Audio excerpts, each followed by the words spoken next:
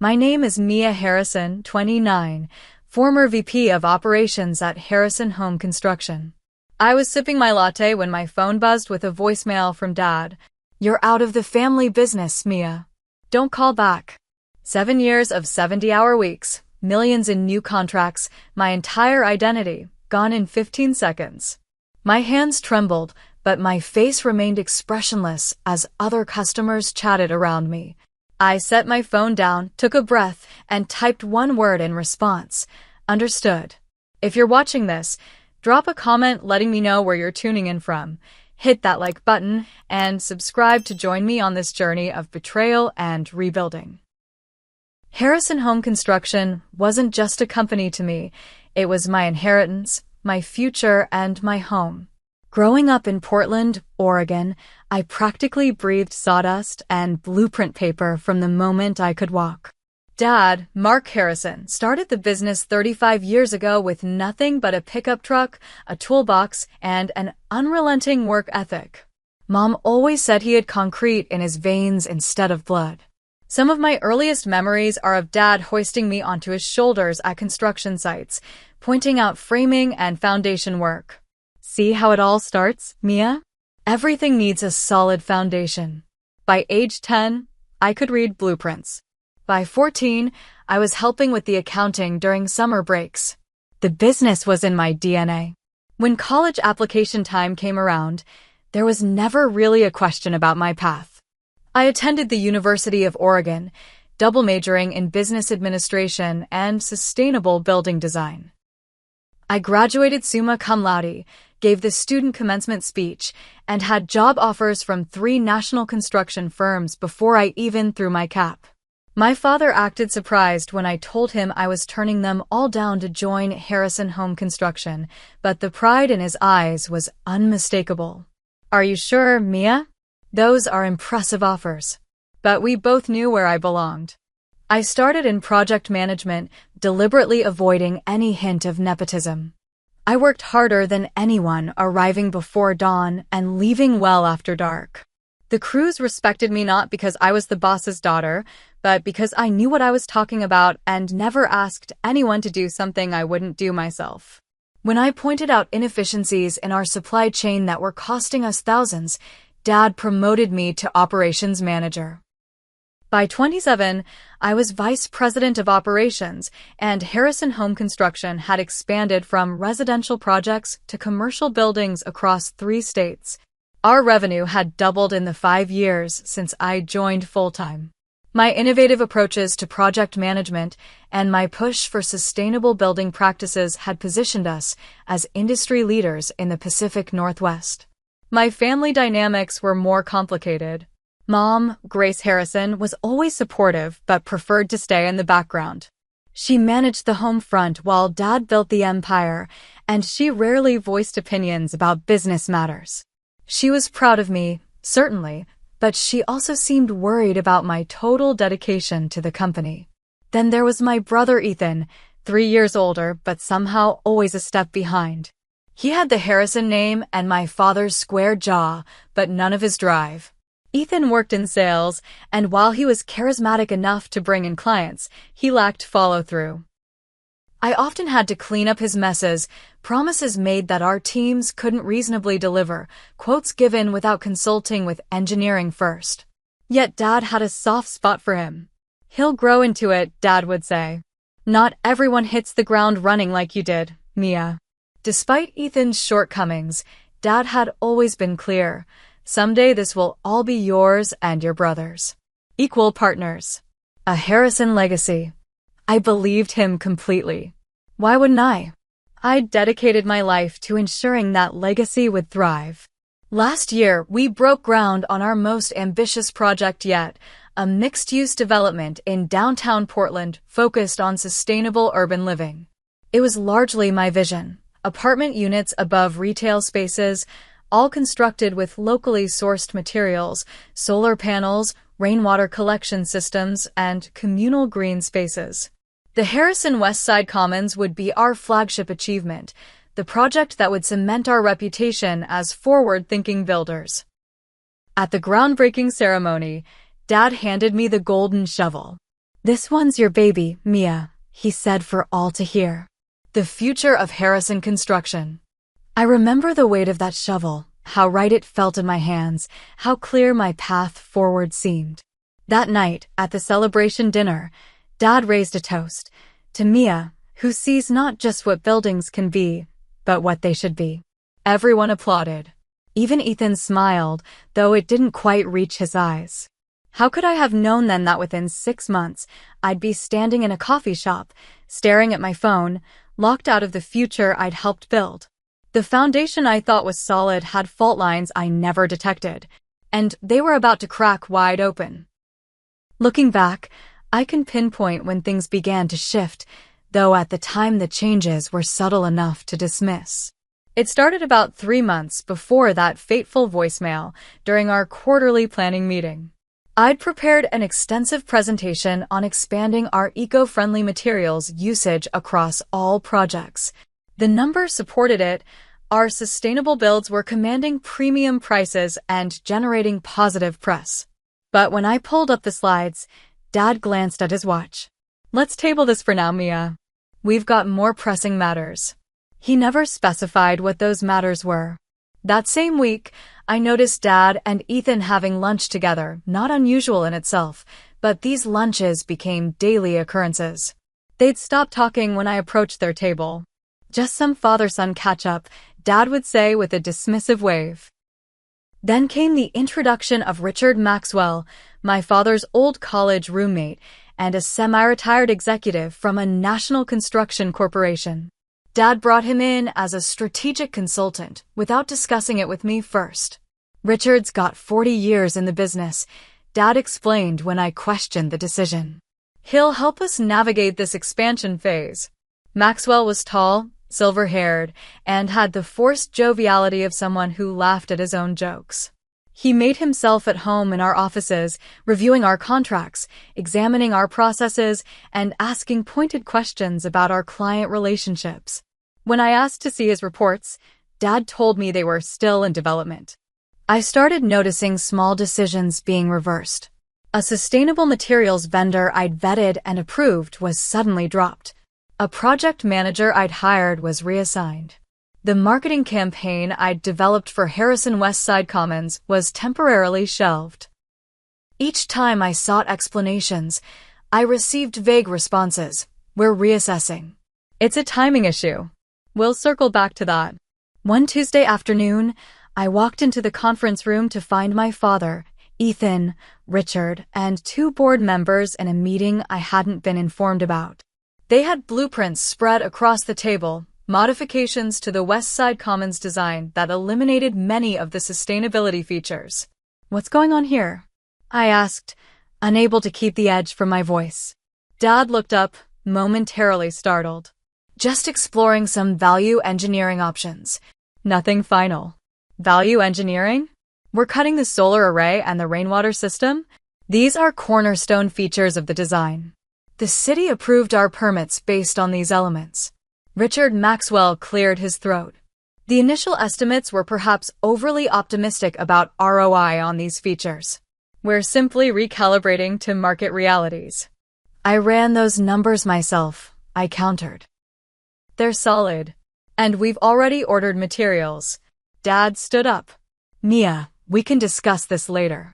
Richard has some insights worth considering." I felt the room close in on me. These weren't minor tweaks. This was a fundamental shift away from the vision I'd created and everyone had approved. And I was being excluded from the conversation. That evening, my assistant Jessica asked to speak with me privately. We walked to a nearby park, away from the office. "I probably shouldn't tell you this," she said, glancing around as if worried about being overheard, "but they've been having meetings, your dad, Ethan, and Mr. Maxwell almost every day when you're out visiting sites. And Mr. Maxwell's son Connor has been in twice for interviews." "Interviews? For what position?" Jessica looked uncomfortable. "They didn't say specifically, but they were showing him around like he was already hired." "Your office was part of the tour." I tried to rationalize. Perhaps they were bringing in additional management for the expansion. But why the secrecy? Why not include me in these discussions? That weekend, I stopped by my parents' house for our monthly family dinner. Mom seemed distracted, checking her phone frequently. When Dad stepped out to take a call, she leaned close to me. "Mia, be careful," she whispered. "What do you mean, Mom?" "Just watch your back. Your father's, he's not thinking clearly lately." Before she could elaborate, Dad returned, and she immediately changed the subject to her garden club. I tried to catch her alone again that evening, but she avoided being alone with me. As I was leaving, she hugged me tighter than usual, like she was saying goodbye rather than see you soon.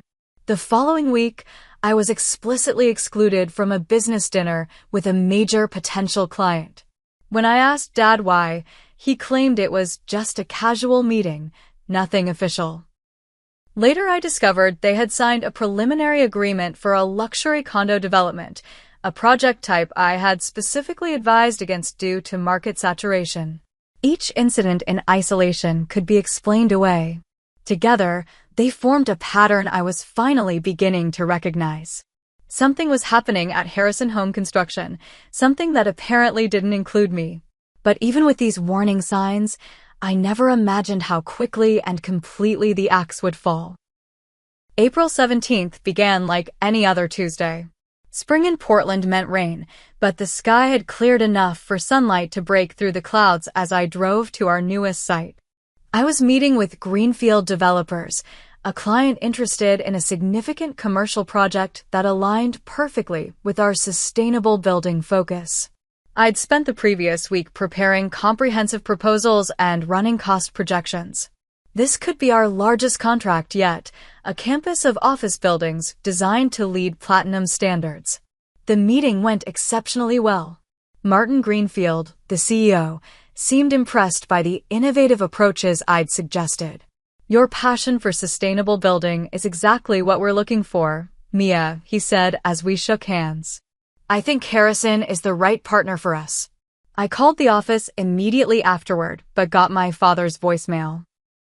I left an excited message about the potential new contract, then decided to treat myself to coffee before heading back.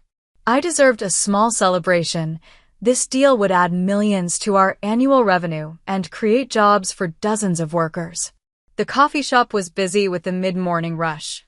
I ordered my usual, a large latte with an extra shot, and found a quiet corner table near the window.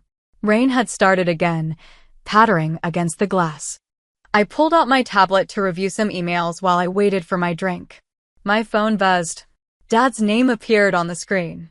Perfect timing. I was eager to share the good news about Greenfield.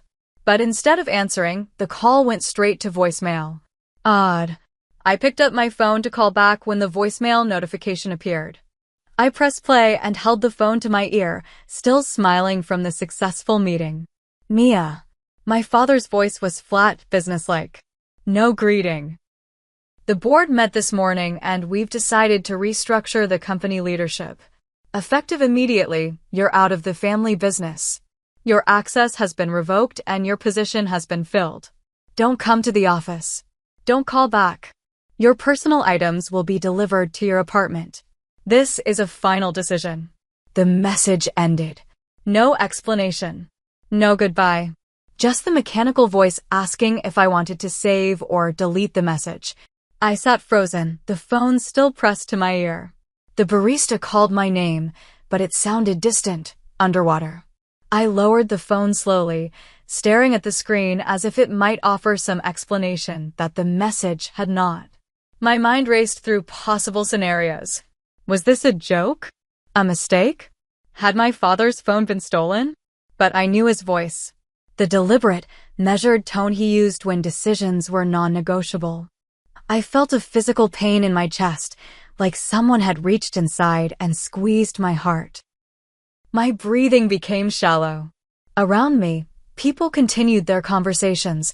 Laptops clicked, espresso machines hissed, the world continuing in its routine while mine imploded. The barista called my name again, more insistently this time. I stood on unsteady legs and collected my drink, thanking her automatically. Back at my table, I set the untouched latte down and stared at my phone. What does one say to being discarded? To having your life's work, your future, your identity stripped away in a 15-second voicemail? I could call and demand explanations. I could drive to the office and make a scene. I could cry, scream, beg. Instead, I opened my messaging app. I typed a single word and hit send. Understood. Then I gathered my things, left my untouched coffee on the table, and walked out into the rain. I drove aimlessly for hours. My route took me past buildings I'd helped create. The Miller offices with their distinctive curved facade. The renovated Parkside apartments that had won us a design award.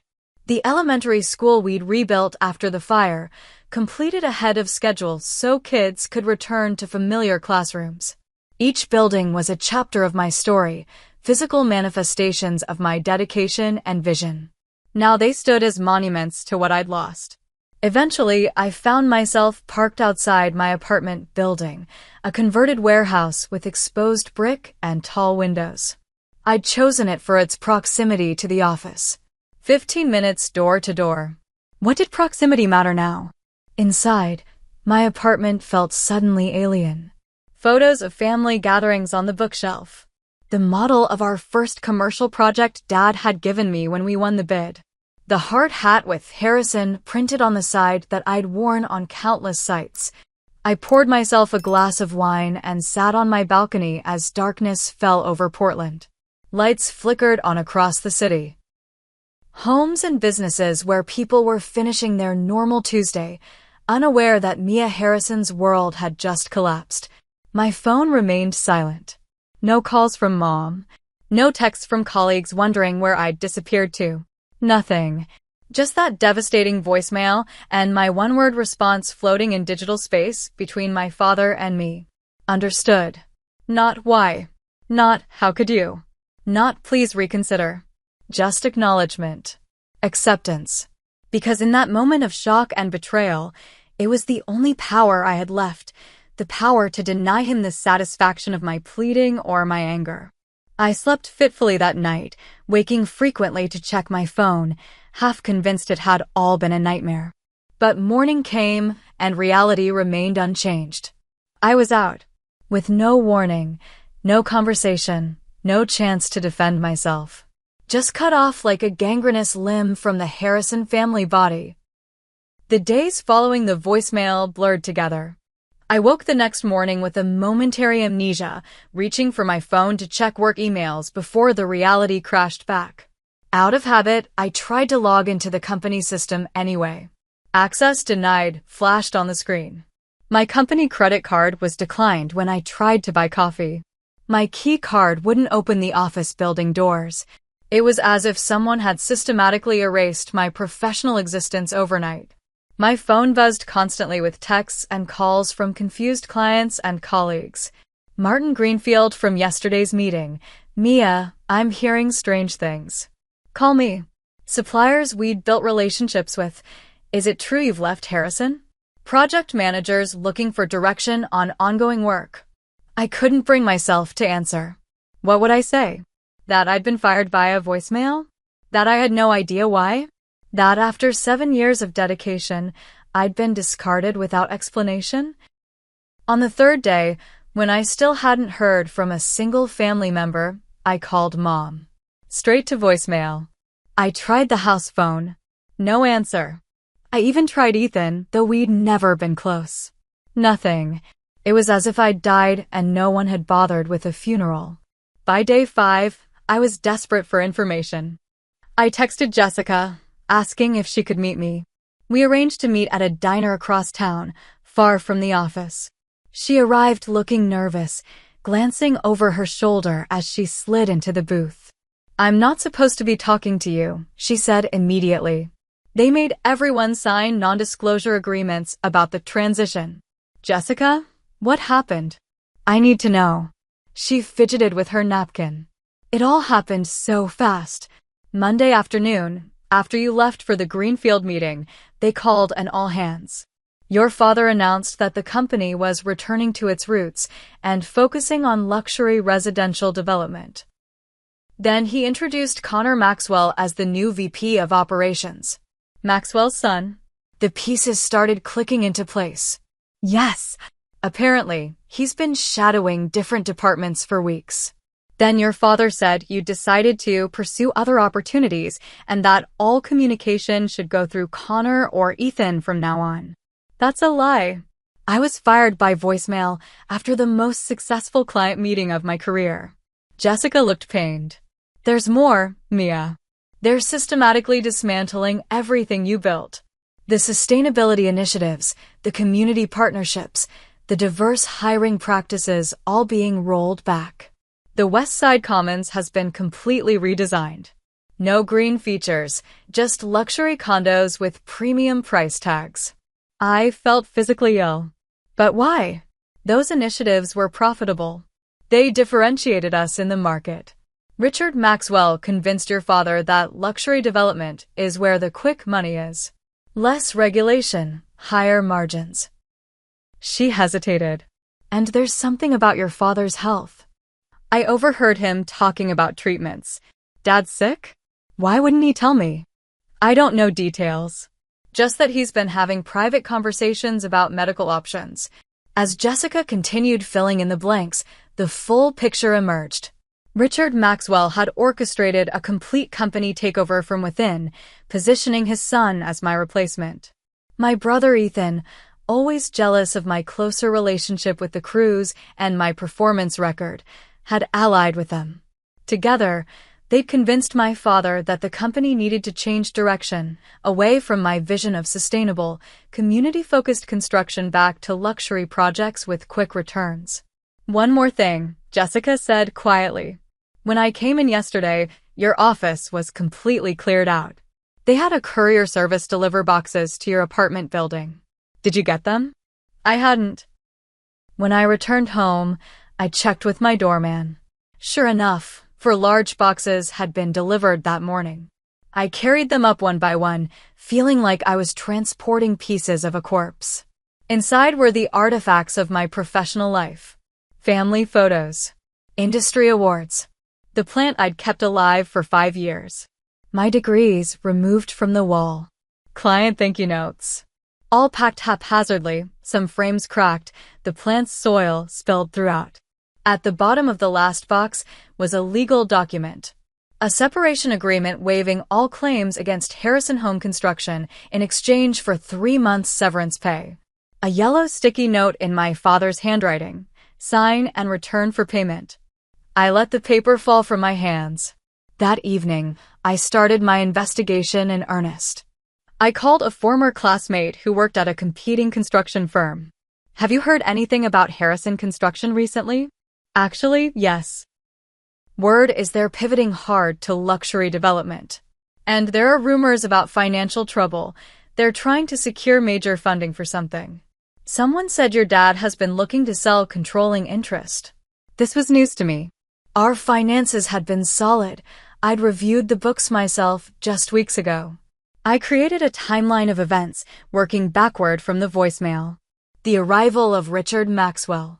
The secretive meetings. The gradual sidelining of my projects. The introduction of Connor. It wasn't a sudden decision. It was a calculated coup that had been in motion for months, while I worked obliviously to grow the company. The most painful revelation came when I accessed my personal email and found messages from clients expressing confusion about changes I'd supposedly authorized. Contracts had been modified. Promises walked back. My name used to justify decisions I never made. They hadn't just removed me. They'd weaponized my reputation to dismantle everything I'd built. I consulted with an attorney, Samantha Reed, who specialized in family business disputes.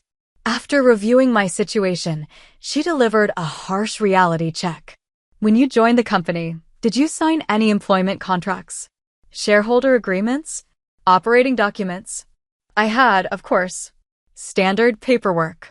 These documents, she said, pointing to specific clauses, effectively limit your recourse. You agreed that the board, which your father controls, has sole discretion over operations and personnel. You have no guaranteed position, despite being family. And this non-compete clause prevents you from working with any Harrison clients for 2 years. But there must be something: wrongful termination, defamation. Family businesses operate in gray areas, Mia. They counted on your trust, and unfortunately, you gave it to them completely. Legally, your options are limited. I left her office feeling defeated. Not only had I lost my job and my family in one blow, but I'd unknowingly signed away my right to fight back. 2 weeks after the voicemail, I reached my breaking point. No communication from anyone in my family. Rumors spreading through the industry about my departure. Clients I'd nurtured relationships with for years now unreachable. I decided direct confrontation was my only option. I drove to my parents' house on a Sunday evening, family dinner night, for as long as I could remember. As I approached, I saw cars in the driveway. My father's Range Rover, my mother's Volvo, Ethan's Audi, and 2 unfamiliar vehicles, one likely belonging to Richard Maxwell. They were having family dinner without me. I parked across the street and sat watching the house. Through the dining room windows, I could see them gathered around the table. Mom passing dishes. Dad at the head of the table where he always sat. Ethan gesturing as he spoke. And there were the Maxwells, Richard, and a younger man who must be Connor, my replacement. They were laughing, eating, existing as if I'd never been part of their lives. I almost stormed in, almost pounded on the door demanding answers. But something stopped me. A strange calm settled over me as I watched this tableau of betrayal. They had made their choice. Creating a scene wouldn't change that. I started the car and drove away, my resolve hardening with each mile. The next day, I received a text from my mother. Coffee tomorrow? Just us. We met at a small cafe far from both the Harrison offices and my parents' home. Mom looked tired, older somehow. When she hugged me, she held on longer than usual. "I'm so sorry, Mia," she said once we were seated. "This isn't what I wanted." "Then why is it happening? Why didn't you warn me?" She glanced around nervously. "Your father isn't well. His heart. The doctors found blockages, severe ones. He needs surgery, and the recovery will be lengthy." He started panicking about the company's future. "And that meant cutting me out completely?" "Mom, that makes no sense." She wouldn't meet my eyes. "Richard convinced him that you were planning your own takeover. That you'd use his illness as an opportunity to push Ethan out completely. That's absurd." "I've never." Richard had evidence, Mia. Emails, meeting notes, conversations with clients about new leadership when your father stepped down. I was speechless. Those were succession planning discussions Dad asked me to have. He told me to start preparing for a transition in the next 5 years. Richard presented it differently. "And your brother." She trailed off. "Ethan helped them, didn't he? He's always resented that Dad trusted me with operations instead of him." Mom didn't deny it. Richard offered a solution. His son Connor could step in during your father's recovery, with Ethan handling client relationships. A return to family values was how Richard phrased it. "And what about me? I am family." "Your father thinks you've changed, Mia." "All the sustainability focus, the community projects. He says it's not what Harrison Construction was built for." Richard convinced him you were turning his company into something he wouldn't recognize. The betrayal cut deeper with each revelation. My father had been manipulated using my own initiatives against me, painting me as disloyal for trying to evolve the company. And rather than talking to me directly, he'd chosen to believe the worst and discard me without a word. Why a voicemail, Mom? After everything I've given to the company, to this family, why couldn't he even tell me to my face? She looked away. He was afraid you'd talk him out of it. You've always been persuasive, Mia. He couldn't risk facing you directly. As our conversation continued, I learned that Ethan had been systematically undermining me for months, collecting out-of-context statements, twisting my words in reports to our father. Richard Maxwell had manufactured evidence suggesting I was secretly planning to start my own company and take Harrison clients with me. The final straw was when Richard showed your father an email where you supposedly discussed moving client relationships away from Harrison. Your father saw it as the ultimate betrayal. That email doesn't exist, Mom. It's fabricated. I believe you. But your father doesn't. Or won't. He's scared, Mia. Facing mortality does strange things to people. We parted with another long hug. I'll try to talk to him, she promised, when he's stronger after the surgery. But we both knew it was too late. The damage was done. In the following weeks, the true extent of the sabotage became clear. Former colleagues reached out secretly to tell me that Ethan and Connor were systematically dismantling my professional reputation. They implied I'd mismanaged projects, made promises the company couldn't keep, alienated key stakeholders. My name was removed from the company website. Projects I'd led were now attributed to the Harrison team. The sustainability initiatives I'd championed were being marketed as Ethan's brainchild, though they were being scaled back significantly. The financial strain began to hit hard. My savings, while substantial, weren't infinite. I'd always reinvested most of my bonuses back into company stock I now couldn't sell due to transfer restrictions. The severance offer remained unsigned on my counter.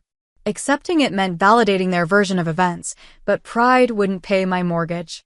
Industry contacts who'd once been eager to collaborate now wouldn't return my calls. The non-compete agreement prevented me from approaching any Harrison clients. My professional identity had been so thoroughly entwined with the family business that without it, I seemed to disappear. One evening, I drove past the West Side Commons site. The sign had been changed. No more sustainable urban living. Now it advertised luxury condominiums from the $800s. All my work, my vision, erased as if it had never existed. I pulled over and watched the darkened construction site, tears streaming down my face. This was the final evidence that everything I'd built was being dismantled, brick by brick, board by board. Not just my career, but my legacy. That night, I signed the severance agreement. Not because I accepted their version of events, but because I needed to survive long enough to rebuild. I mailed it the next morning, feeling like I was signing my own professional death certificate. When the check arrived, I couldn't bring myself to deposit it for days. It felt tainted, blood money to buy my silence and disappearance. But eventually, practical necessity won out over principle. The money would buy me time. And time was what I needed most, time to heal, to plan, and eventually, to rise again from the ashes of betrayal. By month 3 after the voicemail, I had hit rock bottom. I'd moved from my spacious apartment to a tiny studio in a less desirable neighborhood to conserve funds. The severance money was dwindling faster than I'd anticipated. Job interviews in the construction industry mysteriously fell through after initial enthusiasm. The Harrison name had become a liability rather than an asset. One rainy night, Portland has no shortage of those, I sat on the floor of my new apartment surrounded by half-unpacked boxes. I'd been drinking wine straight from the bottle, scrolling through old photos on my laptop. Projects I'd managed, team celebrations, family events at the office. My life's work reduced to digital memories and a few cardboard boxes. I reached a photo from the groundbreaking of the West Side Commons. My father's arm around my shoulders, both of us in hard hats, golden shovels in hand. His smile seemed genuine. Was he already planning to cut me out even then? Had anything in my professional life been real? In that moment of despair, I almost gave up completely. I considered leaving Portland, changing careers, reinventing myself somewhere no one knew the Harrison name. Maybe I could teach construction management at a community college in another state, or switch to real estate, or abandon the industry entirely. My phone rang, startling me. Unknown number. I almost didn't answer, but some desperate hope made me pick up. Mia Harrison. My voice sounded hollow even to my own ears. Mia? It's Catherine Walsh. Catherine Walsh was the owner of Walsh Community Developments, a smaller firm focused on affordable housing projects. We'd collaborated on a joint venture 2 years earlier, a mixed-income apartment complex that had won several awards for innovative design within budget constraints. Catherine, this is unexpected. I've been trying to reach you for weeks. Your email bounces back, and your cell goes straight to voicemail. I hadn't been checking messages regularly, too many awkward conversations to navigate. Sorry about that. I've been transitioning. So I've heard. Industry gossip travels fast. She paused. Listen, I don't know exactly what happened at Harrison, and frankly, I don't care.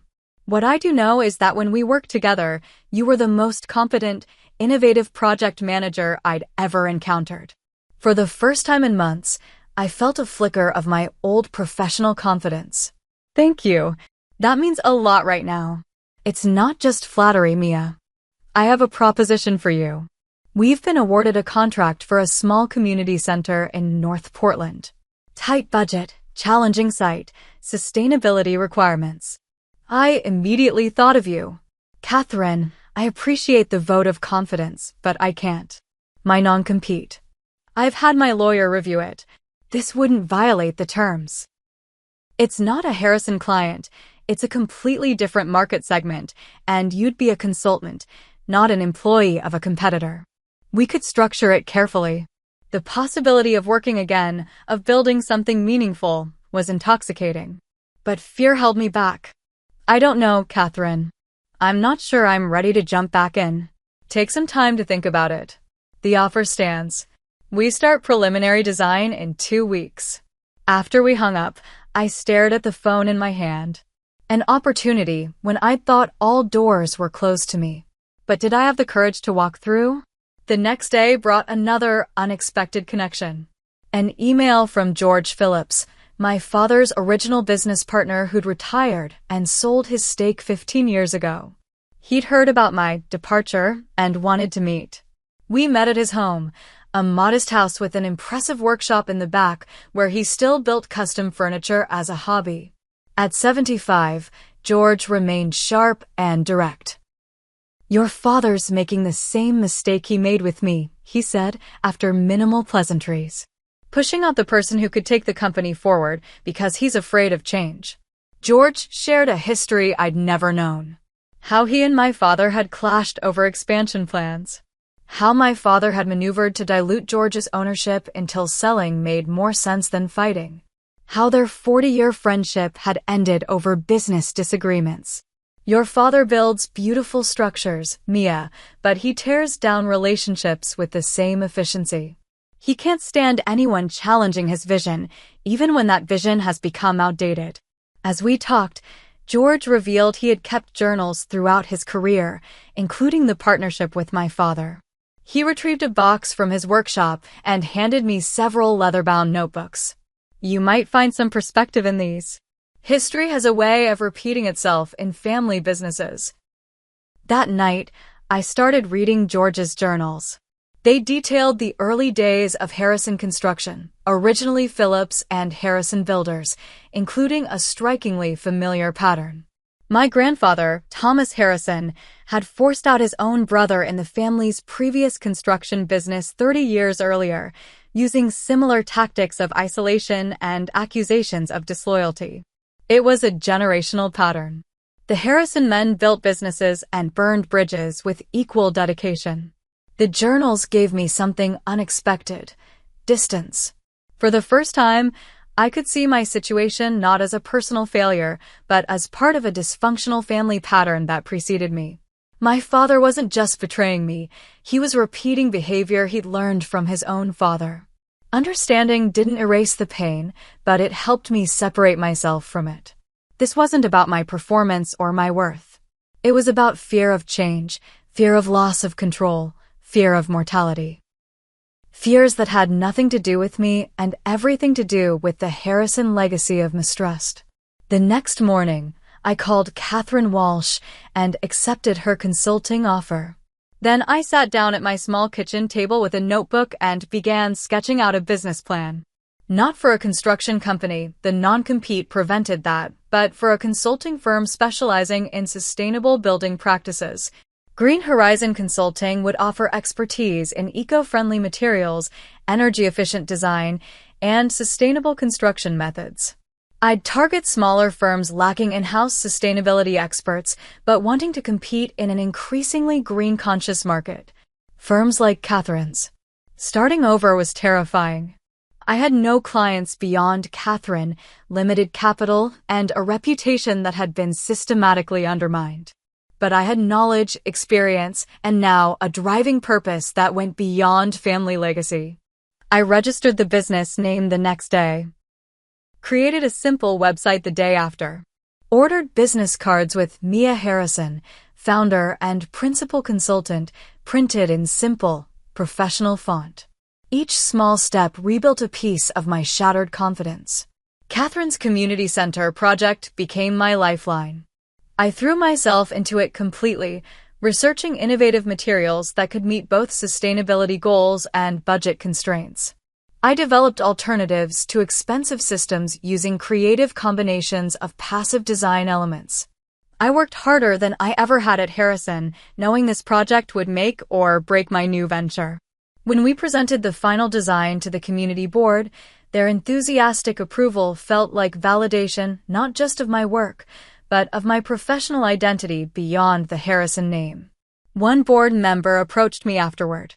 "We've been trying to make this work for years, but the big firms either couldn't meet our budget or wouldn't prioritize our sustainability goals. You found a way to do both." His words were the first unequivocal professional praise I'd received since the voicemail. I realized I'd been holding my breath for months, waiting for someone to confirm I still had value without the Harrison backing. That evening, I walked through the construction site of what would become the Northside Community Center. Just plywood and concrete foundations now, but I could envision the finished building, solar panels that doubled as shade structures, rainwater collection feeding the community garden, reclaimed timber from a demolished warehouse forming the central gathering space. I placed my hand on a newly poured foundation wall, still slightly warm from the curing process. Everything needs a solid foundation, my father had taught me long ago. He'd been talking about buildings, but the lesson applied to life as well. I was pouring a new foundation now, not of concrete, but of integrity, independence, and resilience. For the first time since that coffee shop moment when my world collapsed, I felt genuinely hopeful about the future. Not the future I'd planned, but perhaps the one I needed, a future I was building myself, one carefully placed brick at a time. 1 year after the voicemail that had shattered my world, I stood in a hotel ballroom at the Pacific Northwest Sustainable Building Awards. Green Horizon Consulting had been nominated for innovation in community-focused design for the Northside Community Center. The center had opened 2 months earlier to enthusiastic community response. We'd come in under budget and exceeded energy efficiency projections. Most importantly, the space had immediately become a vibrant hub for the neighborhood, exactly what we'd envisioned. When they announced, and the winner is Green Horizon Consulting for the Northside Community Center, the applause felt like validation of the hardest year of my life. As I accepted the glass trophy, I scanned the audience out of habit, half expecting to see my father or brother. They weren't there, of course. Harrison Home Construction had stopped attending industry events focused on sustainability. My acceptance speech was brief. I thanked Catherine Walsh for taking a chance on me when others wouldn't. I acknowledged the community board for their trust and partnership. I dedicated the award to those who find themselves starting over, building new foundations when old ones crumble. After the ceremony, several small and mid-sized construction firm owners approached me about potential projects. Word had spread about what we'd accomplished at Northside with limited resources. My calendar filled with consultations. Green Horizon was thriving. I'd hired 2 junior consultants and was considering bringing on a project manager. We'd moved from my apartment to a small but proper office in a renovated warehouse. The irony wasn't lost on me. My father had fired me from a company named after our family, and I had built a successful business named after a vision. It was during this period of professional redemption that news about Harrison Home Construction began circulating through industry channels. Their luxury condo conversion of what had been my West Side Commons project was facing serious problems. Cost overruns, quality issues, permit violations related to environmental commitments in the original approval. I took no pleasure in their struggles, but I wasn't surprised either. The Harrison approach had always been to promise big and figure out delivery later. Without someone detail-oriented managing operations, without me, those promises were becoming increasingly difficult to fulfill. Then came the call I'd both dreaded and anticipated for months. My mother's name on my phone screen late one evening. "Mia, your father's had a heart attack." The world seemed to stop. Despite everything, he was still my father. "Is he?" "He's stable. They did emergency surgery. But it was serious, Mia. He's asking for you." I sat with that information for a long moment. "He fired me by voicemail, Mom. He let Ethan and Richard Maxwell destroy my reputation. He cut me out of my own family without even a conversation." "I know." Her voice cracked, "and I let it happen. I'll never forgive myself for that. But he's still your father, and he might not have much time left." The hospital room was dim when I arrived. My father looked small in the bed, tubes and wires connecting him to various machines. My mother sat beside him, holding his hand. Ethan was noticeably absent. Dad's eyes opened when I approached. Recognition, then something like shame flickered across his face. "Mia." His voice was weak. "You came. Mom said you asked for me." He nodded slightly. "I did something unforgivable to you. I didn't disagree or offer easy absolution." "Yes, you did." "I let fear drive me. Fear of losing control. Fear of the company changing too much. Fear of becoming irrelevant." He coughed, and Mom helped him sip water. "Richard played on those fears. Made me believe you were planning to push me out, change everything we'd built. I would never have done that. Everything I did was to strengthen the company you started. I know that now." He looked away. "Harrison Construction is in trouble, Mia. Serious trouble. Without you, we're not the same." Part of me wanted to savor this acknowledgement, this vindication. But it felt hollow. "I'm sorry to hear that. Truly. But I have my own company now. I've heard. Green Horizon. You're doing well." A ghost of pride crossed his face. "You're doing what I couldn't, evolving, adapting." We talked for nearly an hour. Not just about business, but about family. About patterns repeated through generations. About how fear of losing control had cost the Harrison men the very legacy they were so desperate to preserve. It wasn't a perfect reconciliation. My father never explicitly apologized, and I didn't offer complete forgiveness. But we reached a kind of understanding, an acknowledgement of what had been lost and what might still be salvaged, not in business, but in family. As I was leaving, he said, "That message I left you." The voicemail. When you only replied, "Understood," that was the moment I first doubted what I'd done. You didn't beg, didn't argue, just accepted it with more dignity than I'd shown delivering the news. It wasn't acceptance, I told him. It was the only power I had left in that moment, to deny you the satisfaction of seeing me break. He nodded slowly. "You're stronger than any Harrison before you, Mia. You built something new from nothing. I've only ever known how to follow the path already laid." In the months that followed, our family began a cautious healing process. Mom and I renewed our weekly lunch dates.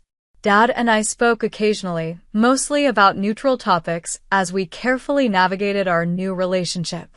Ethan eventually apologized after the Maxwell partnership imploded, leaving him to face the consequences of decisions he hadn't fully understood. Harrison Home Construction survived, though in a diminished form. They sold off the troubled West Side Commons project to a developer who, ironically, hired Green Horizon to consult on making it more sustainable.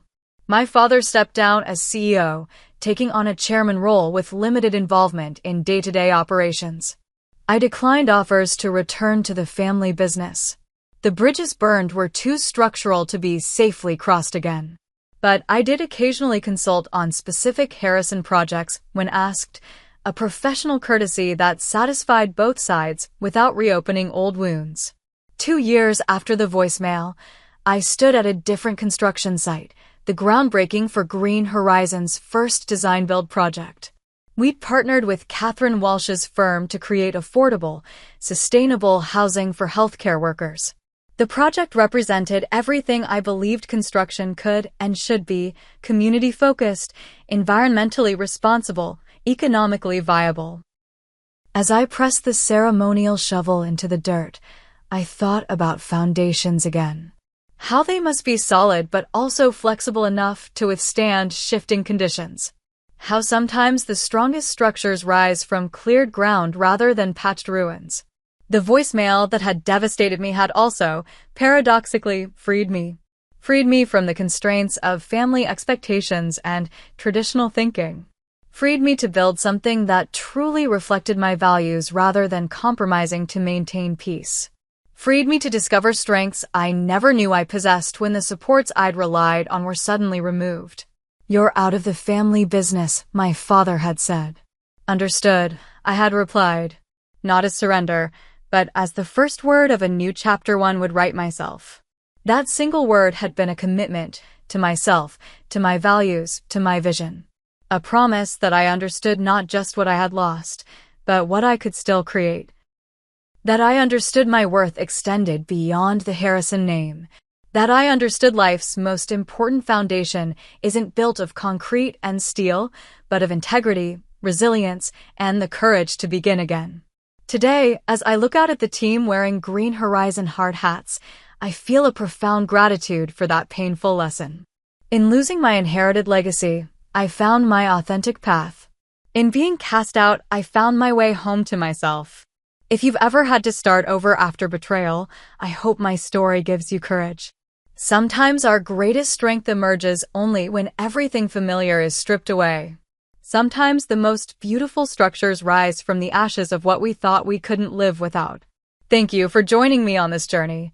If this story resonated with you, please share it with someone who might need to hear that survival, and even thriving, is possible after devastating loss. Leave a comment below about a time when you had to rebuild after something fell apart. Subscribe if you'd like to hear more stories of resilience and reinvention. And remember, sometimes understood isn't the end of the conversation. It's the beginning of a whole new dialogue with yourself about who you truly are and what you're capable of building.